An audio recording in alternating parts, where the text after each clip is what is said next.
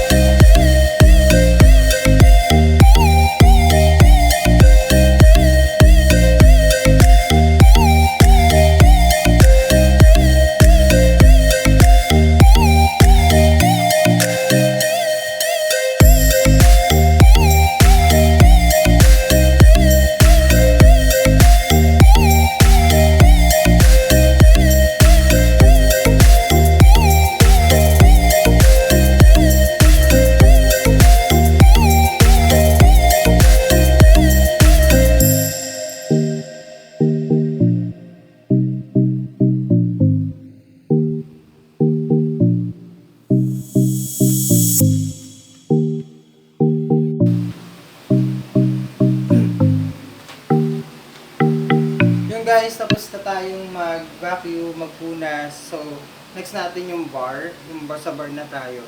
So, ito pala isa doon sa mga pusa namin. Yan. This is Sophia. So, hey. Hello. Ayun. So, start na tayo dun sa aming sa bar area. Dito. So, dito naman tayo. Yan sa bar. So, dyan punas na lang naman din yan. Vacuum punas lang din. Yun. Start na natin.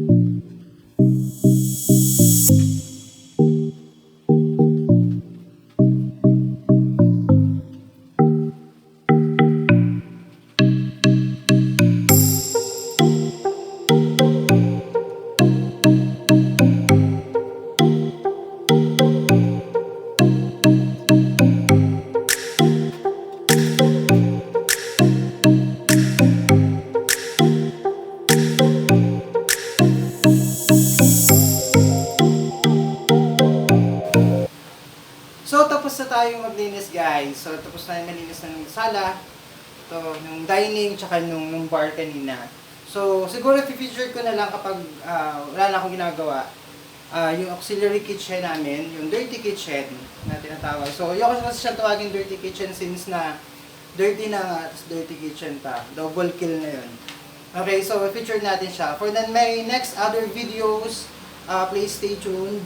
Then, kung hindi ka pa subscribe, mag-subscribe ka na, like, share, and don't forget to click the notification bell para aware ka sa mga next video ko. Bye!